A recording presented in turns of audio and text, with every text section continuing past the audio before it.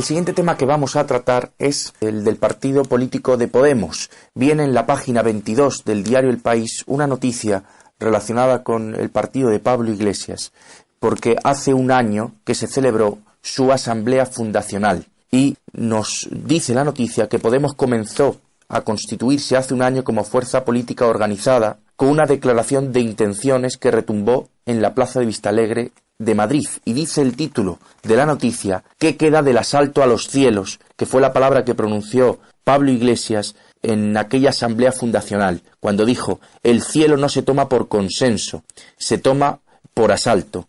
Hoy, después de que haya pasado pues un año casi, ¿no?, de las elecciones municipales y que recogieron el triunfo, no, un año no, mucho menos. Las elecciones municipales fueron en primavera. Lo que dice la noticia es que desde el momento del auge de Podemos, hace 6 meses, las encuestas recogen un descenso paulatino y constante en la intención de voto de este partido. Y nos quería contar Pedro la teoría doctrinal de uno de los autores que siguen en este partido político.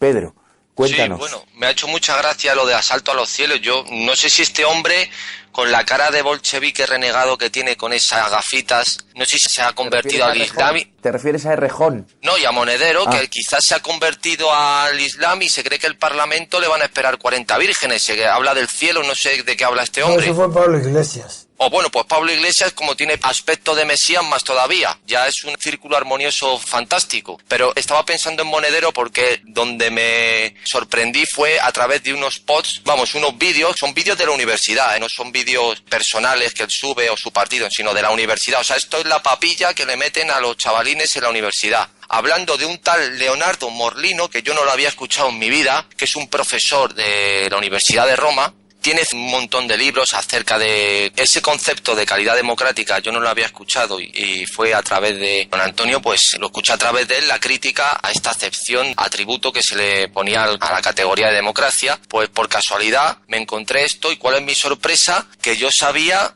que Platón tenía en el frontispicio puesto de su academia que nadie entre aquí sin saber geometría, y este hombre se lo debió tomar en serio y ha creado una geometría de la política llevada a la democracia. Y entonces este señor, para que la gente sea algo sencillo de entender, porque prácticamente hacen un desarrollo ahí geométrico realmente maravilloso, es que estos señores dibujan un eje, entre los 3 ejes para dibujar cuerpos espaciales, el X, Y y el Z, dándole a cada eje creo que a 2 variables por eje, y dependiendo del volumen que se conforme dando esos valores, o sea, una variable puede ser la pobreza, otra variable puede ser el Producto Interior Bruto, es decir, variables de esta índole, pues te da un volumen. Pues dependiendo de ese volumen, hay más calidad o menos calidad. Así, a grosso modo, esto es de una manera grosera, pero esta es la papilla que tienen día a día y los informes que hacen sobre todo este señor que tengo aquí, no hablo por hablar, informes que hace para América Latina, la calidad de la democracia en América Latina y muchos más. Y esta es la papilla y la filosofía que tienen estos señores de Podemos que han tragado y que siguen enseñando a sus alumnos. Y a ver qué piensa don Antonio de esta geometría maravillosa. Ya la quisiera para él. De la geometría desconozco todo, pero en cambio creo que conozco todo lo suficiente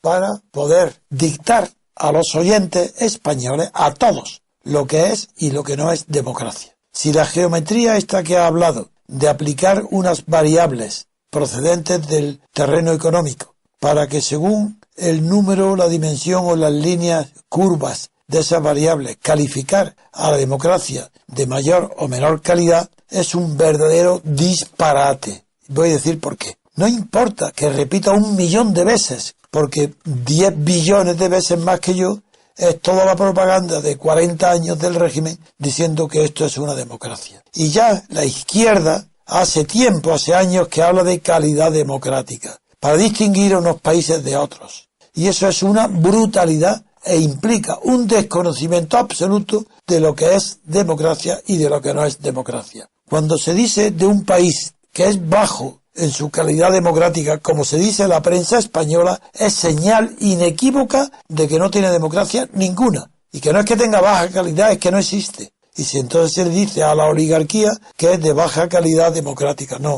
Será de baja calidad oligárquica, porque también es baja. Ahí sí se puede aplicar alto y bajo, porque es una forma de degeneración del gobierno de la oligarquía. Pero la democracia, siempre que hablo Hablo de la democracia formal, la única que me interesa y la única que interesa a los pueblos porque viven para siempre y no dependiendo de que un gobierno sea más o menos de derecha, de izquierda y que ese gobierno sea de mayor o menor calidad, no democrática, de justicia social, que es lo que hablan, de izquierda. Bien, vuelvo al ejemplo del ajedrez. Es que todo el que habla de calidad democrática confunde la regla de juego con la jugada. Desde luego que el ajedrez, las reglas de juego, la juega lo mismo un niño que el campeón del mundo, lo repito 1.000.000 de veces.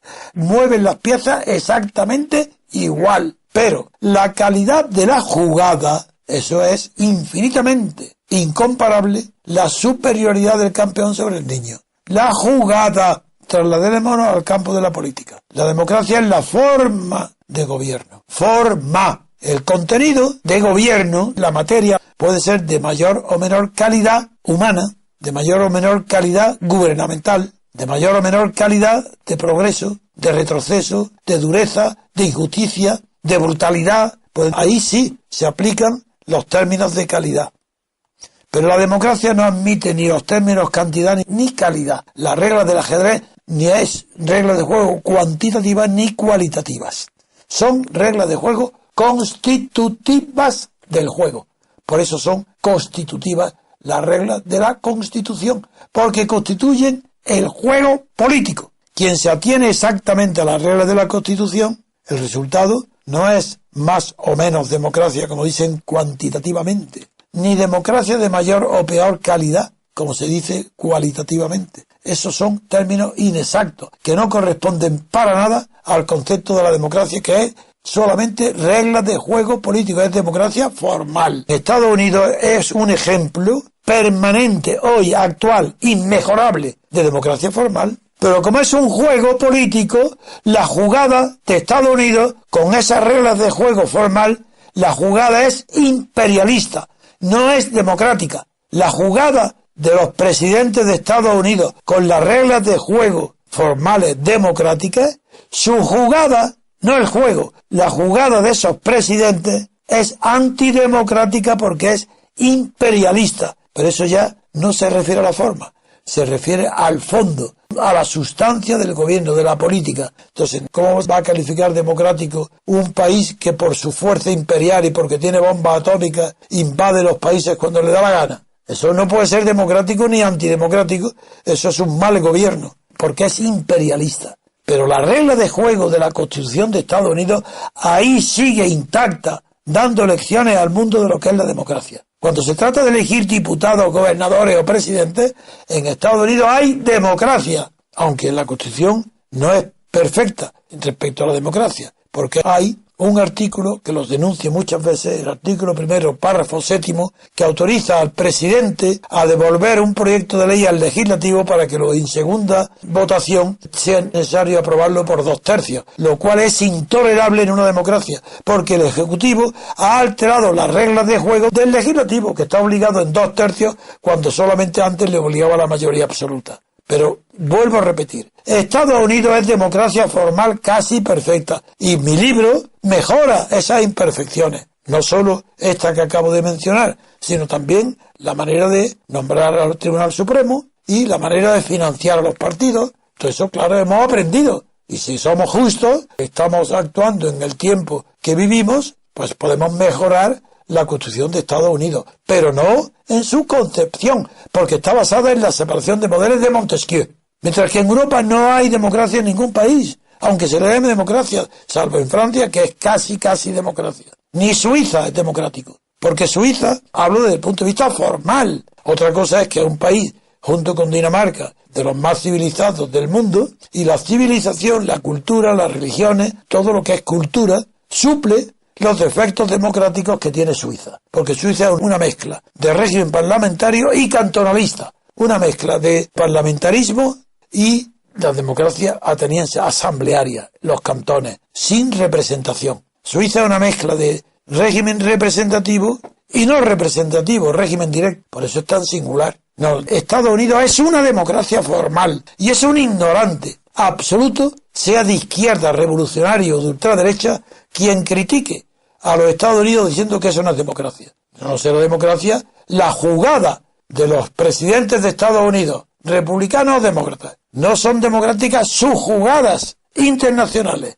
Pero, ojo, a ver qué presidente se atreve a mover el caballo de la Constitución de Estados Unidos, a diferencia de las tres, en línea recta y no dando un salto. A ver qué presidente se atreve a no respetar las reglas de la Constitución democrática de Estados Unidos. Ni uno, nunca, porque allí sí se sabe lo que es la democracia. Formal, repito, la única posible, porque la democracia material es una utopía, porque está basada en la igualdad social, y eso es una meta inalcanzable. Entonces puede tener más o menos calidad según que haya más o menos justicia social. Pero eso es el gobierno, no la democracia. Las reglas son justas e inalterables y casi perfectas. Con un pequeño retoque, la democracia puede durar eternamente, sin necesidad de cambios ni reformas, porque no son constituciones, porque son hechas por la oligarquía. No tiene nada que ver el pueblo ni nada. A ver ahora, ¿qué me querías decir? Sí, don Antonio, quería leerle lo que dice Santayana acerca de la democracia social y de la democracia política. Venga. Bueno, la democracia política es la formal. Exacto. Y la social es la democracia material. Venga, a ver qué dice. La palabra democracia puede significar una igualdad social natural en el organismo político o una forma constitucional de gobierno en la que el poder de manera más o menos directa reside en manos del pueblo. Y luego dice, la democracia social es un ideal ético general, tendente a la igualdad y la fraternidad humanas. Son mis palabras literales, permanentes. E incompatible en su forma radical con instituciones tales como la familia y la propiedad hereditaria. Claro, sí, la igualdad es absoluta. Desaparece familia y propiedad, herencia. Por el contrario, y aquí unimos a lo que ha dicho antes Pedro, de la calidad, el gobierno democrático es un simple medio para alcanzar un fin. El gobierno democrático es un simple medio para alcanzar un fin. Es una forma. Un expediente para el mejor y más fácil gobierno de ciertos estados en determinadas situaciones. Claro. No involucra ideales de vida especiales. Evidente. Perfecto. Yo suscribo desde la primera a la última coma de Santayana. El mejor y más grande filósofo que ha tenido España nunca. George Santayana. Qué maravilla. Pedro. Bueno, respetando a Santayana, yo creo que Suárez está bastante... Incluso en Estados Unidos se estudia a tope. No, pero Suárez es granadino, lo conozco perfectamente, lo he estudiado, en mi libro hago mucha referencia a él, tiene conceptos extraordinarios, pero en aquel tiempo no existía ni siquiera la posibilidad de saber lo que era la democracia. En aquel tiempo no se sabía. Bueno, en referencia a eso sí, yo... Hombre, es que es del barroco, es el maestro escolástico del barroco, y se le llama el maestro escolástico del barroco. Sí, señor. Ni se sabía lo que era la democracia, es del siglo XVII, fue catedrático y además tuvo una influencia en su doctrina sobre el individuo y la individuación en Leibniz y a través de Leibniz en Kant. Y en Descartes también. Sí, eso yo no lo he visto, pero bueno, puede ser. Y desde luego, sé que en Estados Unidos y en Alemania hay muchas escuelas que se llaman estudios coimbreses, porque son esos estudios coimbreses en honor de Coimbra, la Universidad de Coimbra portuguesa, donde Suárez enseñó la cátedra prima. Y la cátedra prima es nada menos que la alta metafísica, la filosofía metafísica. Y era la cátedra prima. Y eso fue Suárez quien la tuvo. Claro, no, por Dios. Suárez tuvo una influencia que conté en uno de los programas que usted estaba todavía convaleciente, porque un sacerdote protestante inglés, huyendo de Inglaterra, fue a recalar a Ámsterdam. Y él tenía leído a Suárez sobre los consejos para el príncipe y criticando. Bueno, pues él lo tenía estudiado y ese mismo reverendo fue a Massachusetts y la primera constitución americana, no la federal, la anterior, muchos de los principios que toma son de Suárez, que los plasman en esa constitución, o sea, y eso ha sido visto ahora por muchos estudiosos que han recuperado sus austriacos. No, te voy a decir por qué. Porque Suárez, antes de ir a Coimbra, estudió en Salamanca. Claro, y por tanto pertenece a la escuela de Salamanca, que fue la que defendió a los indios. El del padre Casas, el padre Victoria, los fundadores del derecho internacional fueron los españoles de esa época. Y Suárez estudió en Salamanca. Y después fue a Coimbra de cátedra prima. Bien. Mire, don Antonio, yo cuando le he citado esto, porque yo tenía aquí una carpeta preparada, yo lo que no sabía que esto había calado más de lo que yo pensaba. Lo de este señor que le he dicho de Morlino y Podemos es más profundo de lo que estamos hablando. Profundo en el sentido de las consecuencias directas. No, es más extenso la aberración, profunda. No, sí, profundo no en el sentido teórico, sino en el sentido práctico, en lo que funciona hoy en día. Y es porque tengo delante de mí un documento del Ministerio de las Administraciones Públicas, no de Podemos ni de la Universidad Autónoma, sino del Ministerio de las Administraciones Públicas, que se llama así, Calidad Democrática y Buen Gobierno, en el que el fundamento teórico es este señor. Y todo este... ¿Cómo se llama? ¿Baldini, el del fútbol? No, ¿cómo se llama? No, Leonardo Morlino es el ideólogo Morlino. de esto. Pero es que en este documento Morlino. aparecen grandes cabezas pensantes como Gregorio Peces Barba. Uy, eso es una Amelia. cabeza... Pero si Gregorio Peces Barba... Por tamaño, digo, por tamaño. No, bueno, sí, la cabeza era gorda. Pero él no pasó nunca de Maritain. Sí, fue el que trajo a España la maravillosa expresión... Maritain es el de los derechos humanos, ¿no? No, Maritain es un escolástico, es un filósofo católico moderno, ha muerto, claro, hace tiempo, Jacques Maritain, que escribió Los grados del saber y que fue la referencia, después de Teilhard de Chardin. Sí. Maritain fue la referencia católica de la filosofía, fue Maritain. Y como era demócrata cristiano, Gregorio Peces Barba era demócrata cristiano. Dentro del grupo de Ruiz Jiménez, no era socialista, y lo conocí porque venía a mi despacho de abogado con bastante frecuencia, lo conozco muy bien, y él no era un filósofo, no era nada, y sin embargo fue el que trajo a España, por eso, porque era un ignorante, la terrible expresión de patriotismo constitucional. Fue Gregorio Peces Barba, que la tomó del alemán Ehrenberg, que la acuñó por primera vez en el año 49, y Gregorio Peces Barba, sin darse cuenta que la expresión patriotismo constitucional era un hallazgo en un pueblo de Hitler que apoyó más del 90% a Hitler, no podía hablar de patriotismo en el año 49 porque la guerra terminó en el 46. Entonces no podía hablar de patriotismo alemán y tuvo que inventar el concepto. Y es tan torpe, tan ignorante Peces Barba, que creyó que era una cosa fantástica y la trajo a España. ¿Para qué?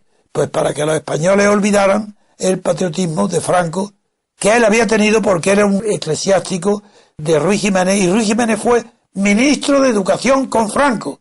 Y sin embargo ese discípulo de Ruiz Jiménez y de su grupo importa desde Alemania el nombre de patriotismo constitucional, la expresión. Ese es Peces Barba. Pues aquí aparece, además de él, Amelia Valcárcel y José Antonio Marina, que le tengo, le tengo una veneración absoluta a este señor, el de Educación para la Ciudadanía. ¿Quién?